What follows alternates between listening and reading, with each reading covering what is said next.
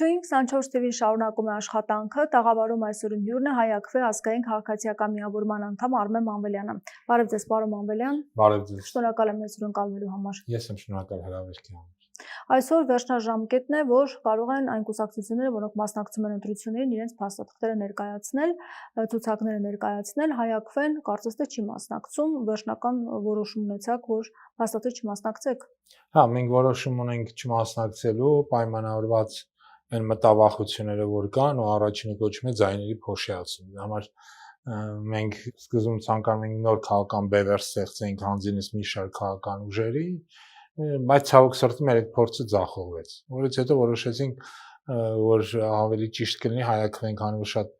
ասենց ասեմ, որպես կառույց, ոչ միայն որպես քաղաքական, այլև քաղաքացիական կառույց, որը նաև մի շարք այլ հարցերով ակտիվ զբաղվում է, այդ թվում նաև ընտրությունների վերահսկման, գործող քաղաքական ռեժիմի դեմ պայքարով հայտնի կազմակերպություն, մենք որոշեցինք աջակցել անցողիկ ուժերից որևէ մեկին, որը մեր կարծիքով այս этаպում գոնե մեր առաջնային խնդիրները կլուծի, որն է գործող քաղաքական ռեժիմի փոփոխությունը։ Որ ուժին եք աջակցելու։ Նայեք, վերջնական որոշումը մենք այսքանի օրը կհայտարարենք ամենայն հավանականությամբ, բայց մենք ավելի շատ հակված ենք Սամվել Կարապետյանի ղեկավարած ուժի հետ աշխատելու, բայց նոր մի առաջիկա օրերին նոր կհայտարարենք դրա մասին։ Իսկ ինչպես եք աշխատելու, ինչպես եք աջակցելու։ Նայեք, աջակցությունը ինքը տարբեր ձևերով կարող է լինել։ Օրինակ հիմիկվանից մենք տարբեր մեր ելույթներում խոսում ենք եւ մարդկանց հորդորում ենք անպայման մասնակցել ընտրություններին, որտեղ առաջիկա ընտրությունների արդյունքները կախված են մի քանի ֆակտորներից, որոնցից մեկը ընտրությունների մասնակցությունն է։ Հիշենք 5 տարի առաջ ընտրություններին մասնակցել է Հայաստանի բնակչության 48 թե 49%։ Որովհետեւ մենք իսկապես արմատական փոփոխությունների հասնենք, մեզ պետք է որ 60% եւ ավելի մարդ մասնակցի։ Այսինքն քաղաքական փոփոխությունների սկիզբը դրվելու է մասնակցությամբ։ Հետևաբար հենց այս մասնակցության վրա մենք կփորձենք մեր աշխատանքը ներդրել մարդկանց համոզելու համար, որ առաջիկա ընտրությունը ոչ թե այս կայնամայն քաղաքական ուժերի միջև ընտրություն է, այլ Հայաստան լինել չլինելու միջև ընտրություն է։ Կամ գործող ռեժիմը կմնա եւ Հայաստանը այլևս չի լինի ու Հայաստանը կարժանանա այն ճակատագրին, որին արժանացել է Արցախը, ցավոք սրտի, կամ այս նոր ուժեր կգան, ընդդիմադիր ավելի ազգային ուժեր կգան եւ իսկապես իրավիճակը կփոխվի եւ Հայաստանը վերածնվելու նոր շանս կստանա։ Այսինքն ընտրությունը Հայաստան լինել չլինելու մեջ է իրականում, այլ ոչ թե այս կամ այն քաղաքական ուժի։ Եթե այս գիտակցումը կար ընդդիմադիր կուսակցությունների մեջ, ինչու այդ դեպքում համախմբված հանդես չեկան, այլ բաժանվեցին մասերի, ոմանք էլ հաստատեն առանձին են մասնակցում ընտրություններին։ Նայեք, այս առումով, քանի որ Հայ-ԱՔՎ-ն բացի քաղաքական, քաղաքացիական գործունեությունից մենք բավական լայն գիտական գործունեությամբ է զբաղվում, այդ թվում նաև սոցիոլոգիական, հետազոտական ու անում ենք թե քանակական, թե որակական սոցիոլոգիական հետազոտություն, այդ ցույց տվեց, որ մեկ միասնական քաղաքական բևեռ ընդդիմադիր ինքը չի ունենա երբեք աջակցություն բնակչության նույնիսկ ընդդիմադիր հատվածի մոտ, որտեվ այս բաժանումը ընդդիմադիր հատվածի չէ, բայց 3-4 բևեռներ կարող են խոշոր լինել։ Գոնե 3 բևեռ տեսանելի է։ Դա եւ Սամվել Կարապետյանի ղեկավարած, բայց այնքան ընդգրկուն չէ, ինչպես որ ակնկալվում էր, որ պետք է լիներ այդ 3 բևեռները կամ 4-ը։ Էլի կան կուսակցություններ, որ փաստացի առանձին են մասնակցում, էլի ընդդիմադիր դաշտում գտնվող կուսակցություններ։ Նայեք, շատ ճիշտ նկատեցիք։ Առաջին խնդիրը նշեցի դա մարդկանց բերելն է ընտրատեղամասեր, որպեսզի հնարավորին շատ մարդ մասնակցի, համոզել եւ ապացուցել, որ իսկապես սա ձեր ապագայի ձեր երեխաների ճակատագիրը որոշող ընտրություն է լինելու։ Եվ երկրորդը, որ իսկապես ձայներ չփոշիացվեն, որովհետեւ նորից 2021 թվականներին ձայների 20%-ը փոշիացվել է, դա սարսափելի մեծ թիվ է եւ դա հիմնական ընդդիմության ձայներն էին։ Հիմա պիսի դա տեղի չունենա, պետք է հնարավորինս քիչ գոնե sense ասեմ բնակչության ընդդիմադիր հատվածը կենտրոնանա այն անցողիկ ուժերի վրա, որոնք ռեալ կան։ Դա եւ ուժեղ Հայաստան է, դա եւ Հայաստան դաշինքն է, դա եւ Բարգավաճ Հայաստան, այսինքն այն ուժերը, որոնք անցնում են եւ որոնք կարող են հետագայում ձևավորել մի նոր քաղաքական կոալիցիա, որի արդյունքում այսօրվա ռեժիմը կհեռացվի։ Այսինքն թիվ 1 նպատակը շատ մարդ բերել ընտրություններին, թիվ 2-ը հնարավորինս ցույց չտար, որպեսզի փոշիացնեն ձայները փոշիանան եւ դրա համար էլ Հայակովյանը որոշեց, որ ինքը չի մասնակցելու, որովհետեւ մենք չենք ուզում մաս կազմենք ձայները փոշիացնելու այս գործընթացին, որին լծվել են շատ շատերը, որոնք այսպես ասած իբր թե իրենց ընդդիմադիր են, որպես ընդդիմադիր են փորձում դիրքավորել։ Դուք հասկացում եք, որ այդ ուժերը ընդդիմադիր են, առանձին մասնակցող ուժերը։ Իմ կարծիքով միանշանակ, որտեվ նորից եմ գրում, այս պահին քաղաքական ընտրություն չկա։ Ընտրությունը լինել չլինելու միջել։ Իր ձեր մեջ հունիսի 7-ին հանրաքվե է տեղի ունենալու։ Մենք ուզում ենք, որ Արցախի ճակատագիրը մեզ էլ արժանանա, մենք ուզում ենք, որ առավոտ շուտ գան մեր դռները ձեծեն, ասեն դες 24 ժամ ժամանակ, որ երկիրը լքում եք, որտեղ արդեն երկիրը վաճառված է։ Թե մենք ուզում ենք, որպեսզի մենք ապագա ունենանք, մեր երեխաները ապագա ունենան։ Թե մենք ուզում ենք, որպեսզի հզոր բանակ ունենանք, հզոր տնտեսություն ունենանք, հզոր մշակույթ ունենանք, այսինքն այս ամենը մենք ուզում ենք, թե չենք ուզում։ Թե ուզում ենք, որպեսզի ազգը պառակտված լինի, ժողովուրդը մեկը մյուսին ատի, եկեղեցու վրա շարունակական հարձակում լինի, որ մենք ծաղր ու ծանակի առարկա դառնանք ամբողջ աշխարհում, որպեսզի թե ուզում ենք, որ մեր եկեղեցիները շարունակաբար քանդեն Արցախում եւ մենք պետական մակարդակով լռենք։ Այսինքն ինքներս մեզ պիտի հարց տանք, մենք ինչ ենք ուզում։ Ու այս հարցի պատասխանից է գալի ով անդիմադիր, ով չէ։ Իմ խորին համոզման բոլոր նրանք, ովքեր գնում են ձայնը փոշիացնելու հետևից, իրանք անդիմադիր չեն։ Անկախ նրանից, թե նրանք ինչ ճառեր են արտասանում։ Դուք կարծում եք պատասխանատվությունը հիմա ժողովրդինն է, թե նաև ընդդիմությանը, որ չկարողացան այն մեծ հանմախմբումը ապահովել, որը որ ակնկալվում էր, որի մասին ամիսներ առաջ դեռևս խոսվում էր։ Միանշանակ է, որ պատասխանատվությունը հենց ընդդիմությանն է։ Եվ ընդդիմությունը պետք է հնարավորինս կարողանար կոնսոլիդացվել իր անձնական սեփական եսերը մի կողմ դնելով։ Եվ շատ դեպքերում շատ կոնսոլիդացումներ չստացվեցին, որտեղ հենց այդ եսերով շատերը ավելի են կարևորում սեփական անձը, քան թե հայրենիքը։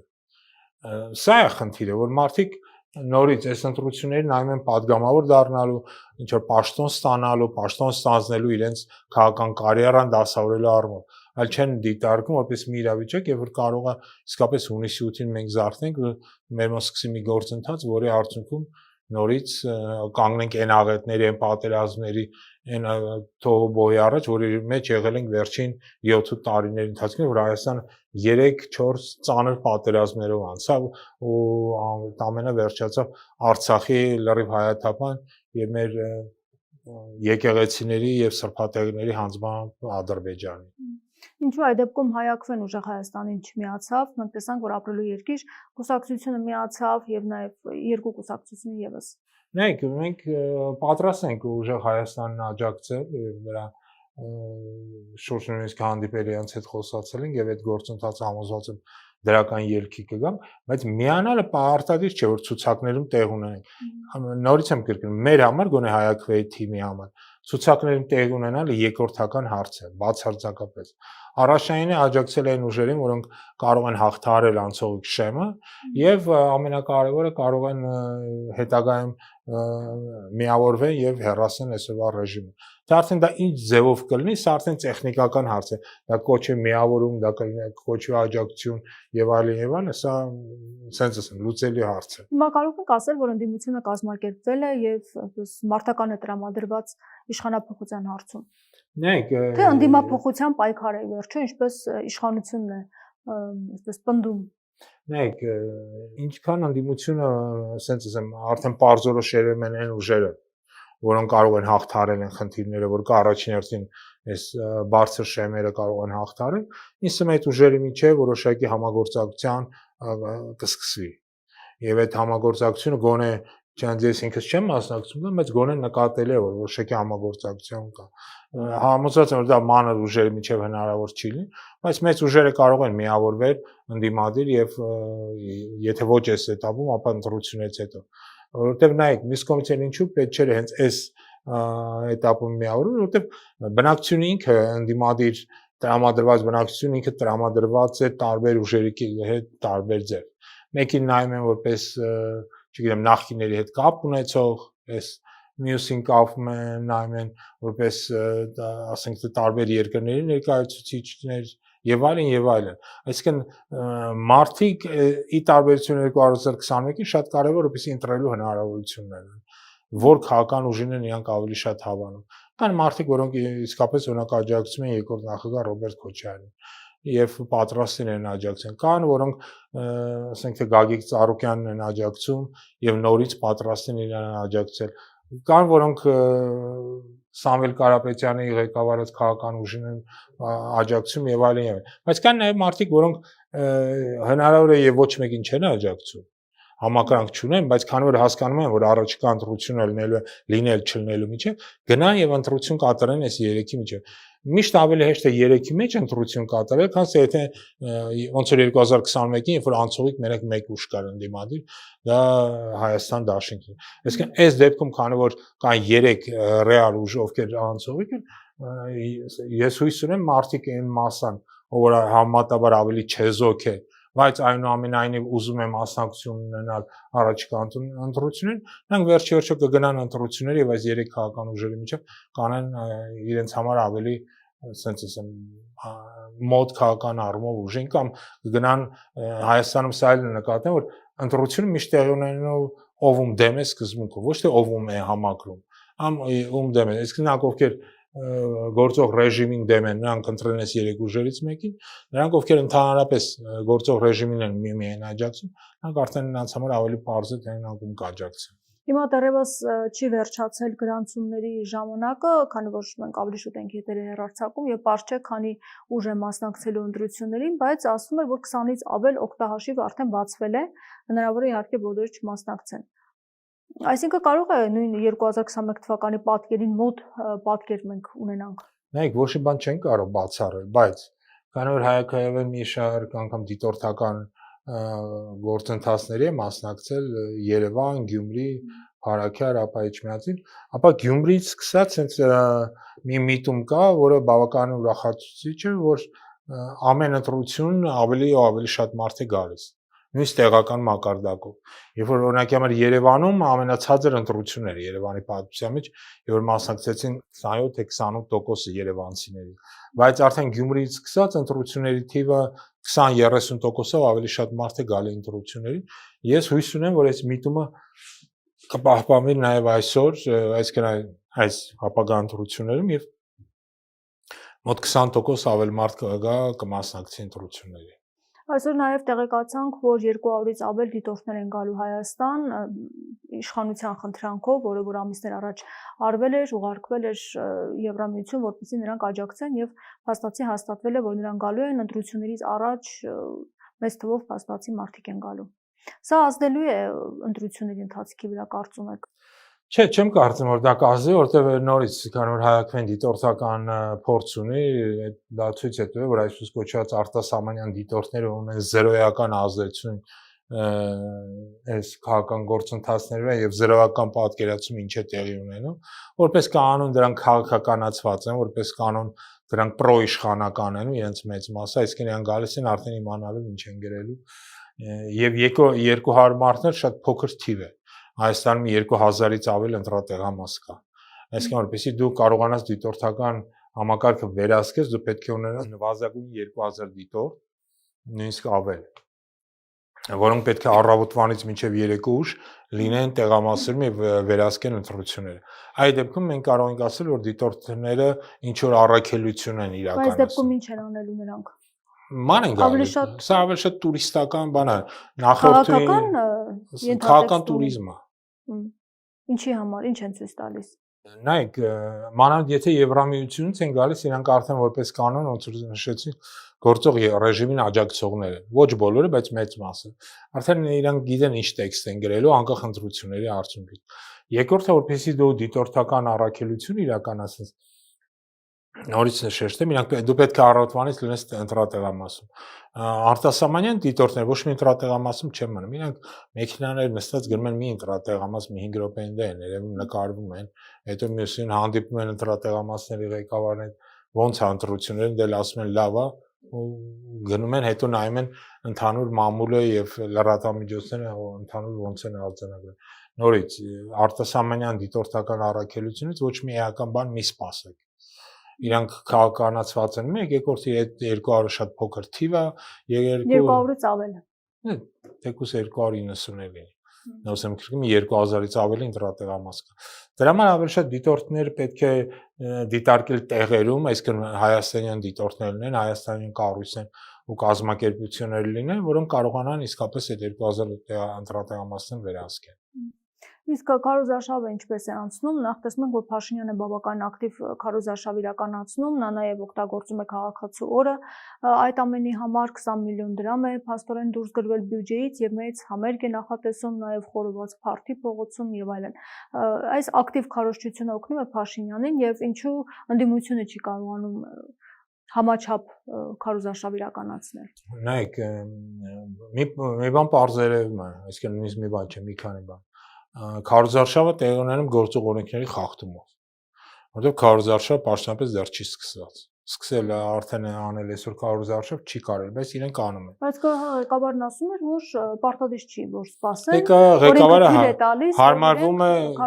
գործող ռեժիմի քայլերին։ Թողանը ասում է, ինչի չեն անում։ Ղեկավարը քանի որ գործող ռեժիմի ներկայացուցիչն է, նա ասածներն է անում են ու պարզ է, քանի որ սա մեկը խախտում ինքը չի կարող ասել ընդդիմությունը չանի, այս մեկը անի։ Երկրորդը այն որ դուք նշեցիք 20 միլիոն դրամ է տրամադրվել։ Պետական բյուջեից 20 միլիոն դրամ է փաստացի տրամադրում, որպեսզի գործող էլի քաղաքական ռեժիմը իր քարոզչությամբ զոհ, որը նույնիսկ նորից գործող օրենքի սահմանադրության կոպտագույն խախտում է։ Իրենք ասում են քաղաքացու օրն ենք նշում։ Դե հա, բայց քաղաքացու օրը, եթե դու գնա կտեսնեք, որ դա փաստորեն ԿՊ-ի օրն արնելու, այլ ոչ թե քաղաքացու օր։ Այսինքն սա նույնպես խախտում է ամենագրեհիկ ձևով գործող օրենքների եւ սահմանության, բայց քանի որ գործող ռեժիմը վերարտադրության խնդիր ունի, գնալ նման, չգիտեմ, քայլերի, այսինքն խախտել սահմանադրությունը իրենց համար, չգիտեմ, դարձել է սովորական բան, իրենք նույնիսկ իրենց նախընտրական ծրագրերում են գրել, որ իրենք պատրաստում են դրան իբր թե սահմանադրական փոփոխության, բայց իրականում գիտենք Ադրբեջանի պահանջով պետք է սահմանադրությունից ընդհանրապես հանեն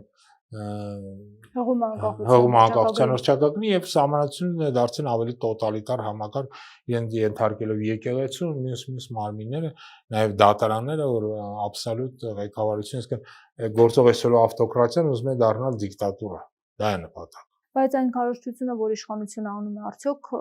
տպավորիչ չէ կամ մարդկանց չի կարողանում համախմբել, այսինքն չեն կարողանում հասնել իրենց արժեվ դրված խնդրի, նույն այդ խորոված փաստորեն Փարթին են անում, մարդկանց են հրավիրում մասնակից լինելու։ Ես հույս ունեմ,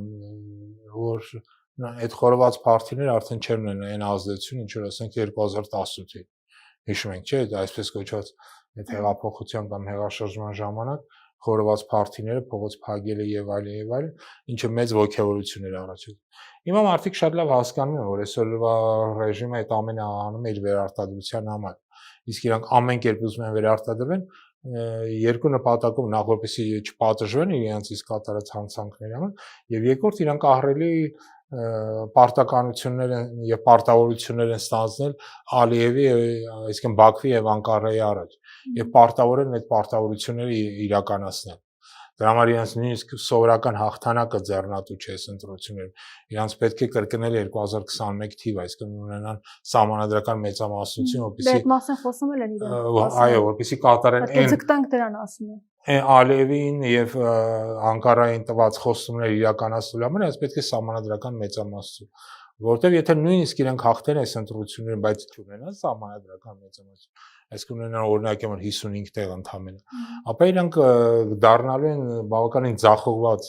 մի ռեժիմ, որը չի կարողանա իրականացնել եւ ոչ մի ծրագիր, որովհետեւ եթե իրանք չունեն 2/3-ը կամ 3/5-ը, իրանք հիմնական պաշտոններ չեն կարող մարդկանց նշանակեն, բյուջեի հաստատման հետ խնդիրներ կունենան եւ այլն, բազմաթիվ խնդիրներ կունենան, ու էլ չեմ ասում են պարտավորությունը, որ իրենք ստանձնել են մեծ թշնամի պետությունների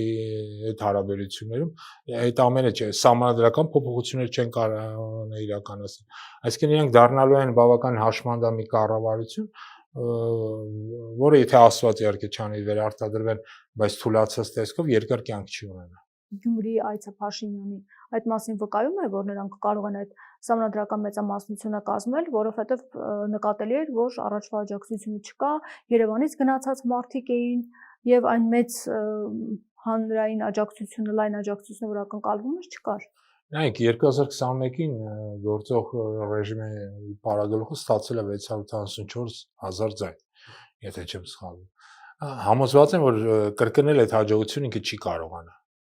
Ինքը նույնիսկ 600,000 ձայն չեն կարողանա հավաքել։ Իսկ դրանից ցածր մնացածի դեպքում իրանք արդեն դառնալու են բավական հաշմանդամ կառավարություն, եթե նույնիսկ ձևավորեն կառավարություն, որը ուղղակիորեն չի կարողանա ֆունկցիոնալ առումով աշխատել։ Ինչու են չեն կարողանա, որովհետև այն խոստումները, որ իրանք տվել են, այն պարտավորությունները, որ տակ մտել են, իրանք պետք է 2/3-ը։ Իրանք չեն կարողանա սահմանադրություն փոխել ու դրանից բխող մյուս պարտավորությունները իրականացնել։ Հետևաբար այդ կառավարությունը երկար կյանք չի ունենա։ Բայց ես համոզված եմ, սա էլ շեշտել։ Եթե անգամ ընտրվեն իրենք։ Այո, եթե անգամ ընտրվեն իրենք։ Բայց ես համոզված եմ, որ այս ընտրությունները ավարտելու իրենց տոտալ պարտությամբ, իրանք չեն կարողանա լավագույն դեպքում իրանք կարողանան 30-ից 35% ձայն հավաքել։ Հուսամ։ Իսկ արդեն անդիմությունը միավորված շատ ավելի ձայներ կհավաքի եւ կարողանա իրավիճակ փոխել երկրում։ Իրենք վստահ են փաստացի որ անցնելու են, Փաշինյանն էլ այսօր ասում էր, որ ընդդիմությունը չի անցնելու եւ վերջնականապես նրանք դուրս են գալու քաղաքական դաշտից եւ նոր իրականության մեջ ենք մենք ապրելու։ Նկատի ունի 3 խոշոր ընդդիմադիր ուժերին։ Նոր իրականությունը երևի նկատի ունի, որ տոտալիտար համակարգ լինելու եւ լինելու է իրենց աբսոլյուտ իշխանություն։ Չէ, փառքաստու տենց բան չի լինի։ Հայաստանը հայ ժողովուրդը մի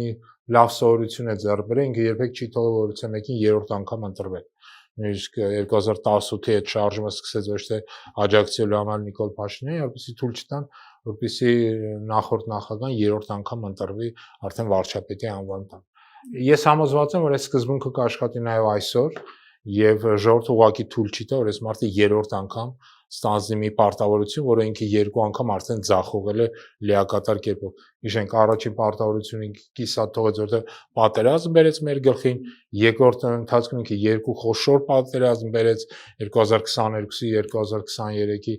Արցախի լրիվ հայաթափումը, իսկ հիմա տենում ենք Արցախում եկեղեցիներ են ավերում եւ Հայաստանի 0 արձագանք։ Եվ սա էլ որոշակի սիմվոլիկ նշանակություն ունի հենց այն օրերին, երբ Հայաստանում այս նախընտրական շրջան է գնում։ Դրանով Ալիևը նաև ցույց է տալիս այն արհամարանքը, որ ինքը տածում է դեպի այսօրվա Հայաստանը եւ նրա ղեկավարությանը։ Որտեղ մի կողմից եկեղեցին հայկական սրբավայր են ավերում, մյուս կողմից էժան գնով բենզին են ուղարկում, ասում են մի 1000 տոննա էլ բենզին կուղարկեմ էժանով վերցրեք յոլա գնացեք։ Այսինքն սա վերաբերում է Հայաստանի եւ գործող ռեժիմի եւ հայ ժողովրդի նկատմամբ։ Եվ հենց սրանից էլ հայ ժողովուրդը, հայ մարդը պետք է դասեր քաղի։ Եթե ինքը ուզում է դադարեցնել այս գործընթացը,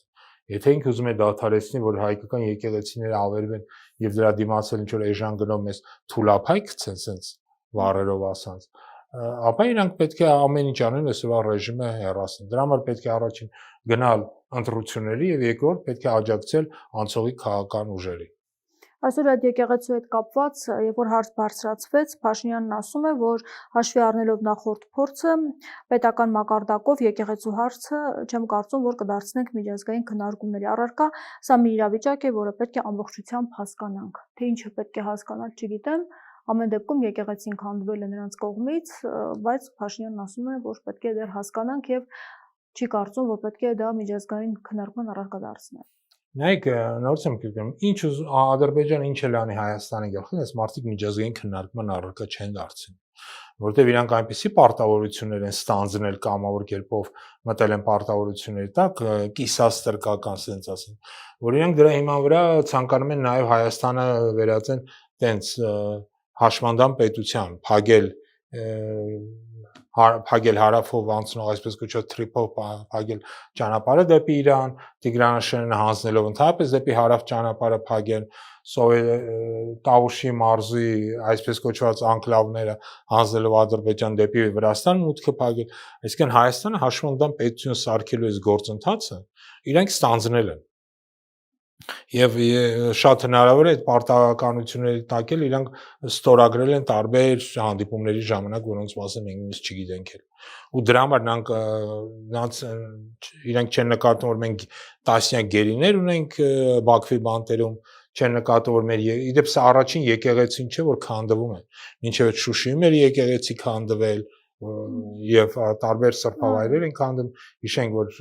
Նախիջևանի ամենահայտնի խաչքարերի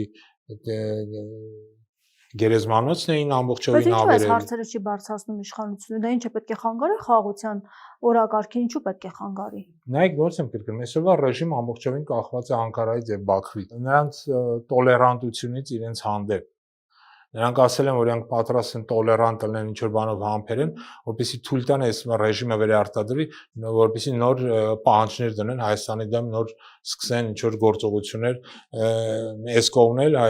հայկական կողմը, այսպես ճակերտավոր, ասենք հայկական կողմը անձինս այսօրվա ռեժիմի մտել է այդ պարտավորությունների տակ, ասել է, որ պատրաստ է ցանկացած զիջումների միայն թե հնարավորություն տան իրեն վերարտադրվելու։ Հիմա իրեն տրվել է այդ հնարավորությունը վերարտադրվել, բայց դա իրենք արհամարական վերաբերմունք ունեն այսօրվա ռեժիմի նկատմամբ։ Իրանք կարան չէ, օրինակ եկեղեցին ավելի ուշ քանդեն, բայց թքած ունեն էլի հիմա։ Իրենք քանդել են հիմա,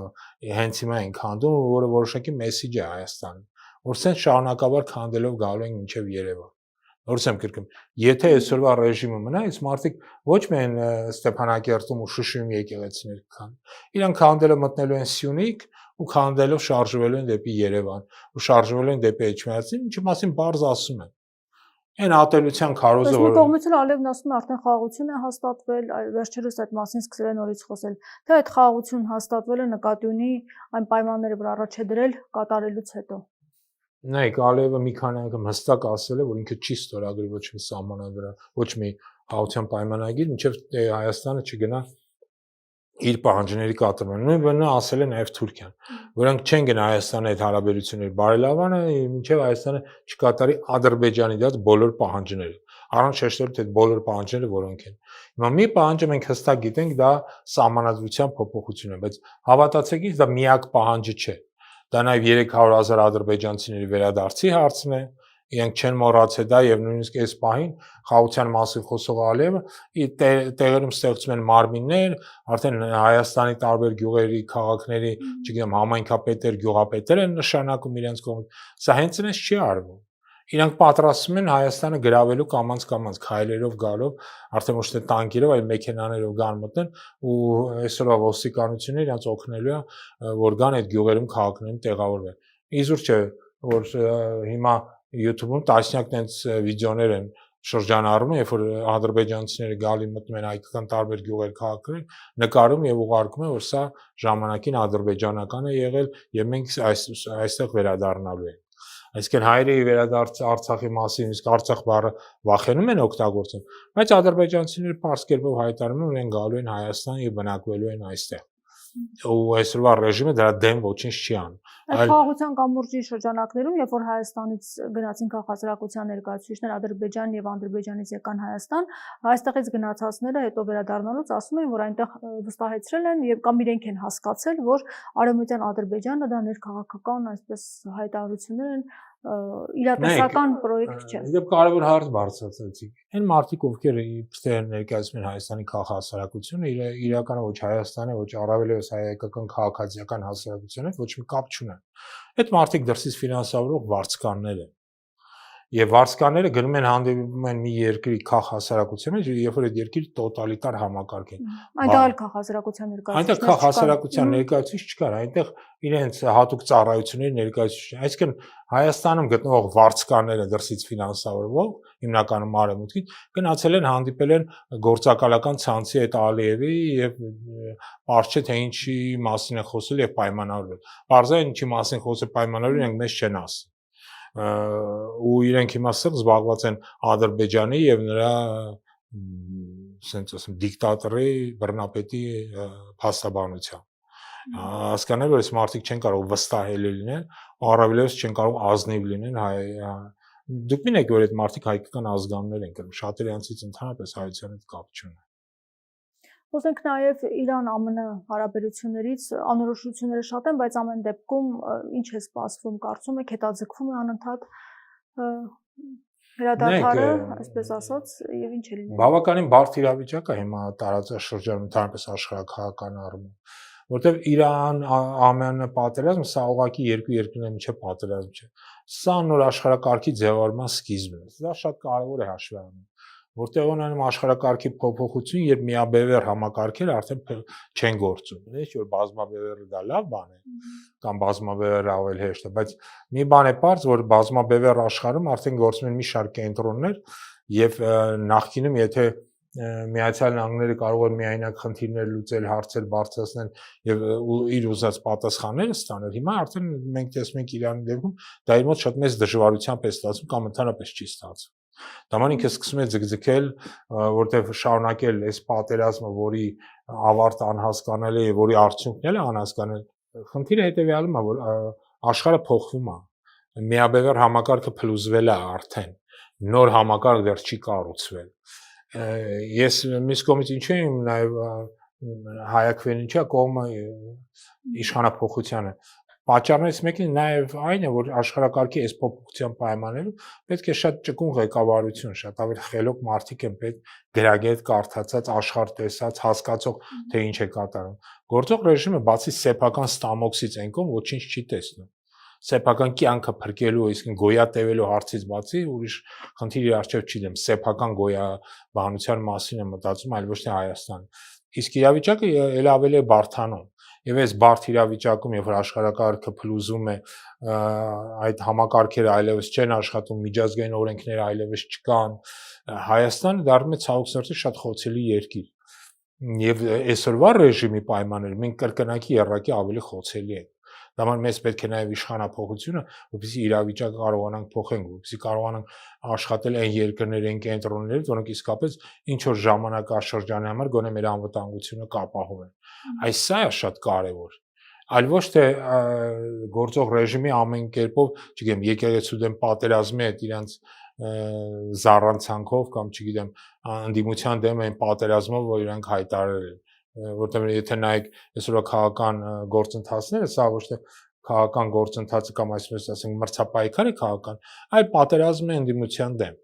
Բայց ես համոզված եմ, որ այս պատերազմում իրանք ոչ մի շանս չունեն հաղթելու։ Իդեպ դուք նաև դիմում եք ներկայացրել Փաշինյանի խոսույթի մասով, որ վիրավորական արտահայտություններ էր արել, մասնավորապես շունշանգյալ եւ այլն, թեև այսօր ինքը պարզաբանումներ ներկայացնում, որ ինքը ընդհանրապես անդիմության խոսույթն է կրկնել։ Նայեք,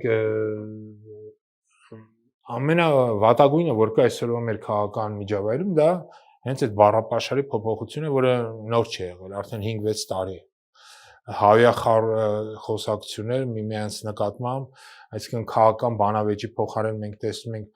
ընդհանուր սեռական հայանքներ միմյանց հանդեպ, եւ դա արվում է ամենաբարձր մակարդակով։ Ազգային ժողովի նախագահ, չգիտեմ, երկրի վարչապետ եւ այլն, դրա ոնց որ ասած առաջատարներն են, մյուսները պակաս չեն։ Չնայած որ էթիկայի կանոնագիրք էին մշակել, ստորագրել, հաստատել։ Դե մենք տեսնում ենք այս մարդկանց երկդիմությունը։ Չէ, մենք ակնկալիք ունենք մի բան, որ մարդիկ հասկանան, նաև այս մեր դիմումի միջոցով, որ ընդհանրապես հայախոսությունը դա հատուկ չի հայ մարդուն։ Միջին վիճակագրական հայ մարդը երբեք հայախոս չի, առավելևս մեծ լսարանի առաջ։ Եվ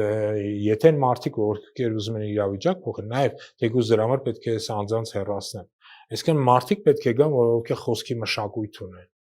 ովքեր գիտեն, որ իրանք հասարակական քաղաքական գործիչներ են եւ իրենց խոսքից եւ իրենց պահվածքից շատ բան է կախված։ Եվ քո քաղաքական էլիտան դառնում է կներեք պլինտուսի մակարդակին, ապա շատերը այդ մակարդակին գտնող մարդիկ տեսնում են, ասում են, էլ մենք աճելու ինչ ունենք։ Այնա մարդիկ եկել իրանք են հասել մեր մակարդակին, մենք եք կմնանք ստեղ եւ փորձենք, քանի որ շատ ենք, փորձենք ինչ որ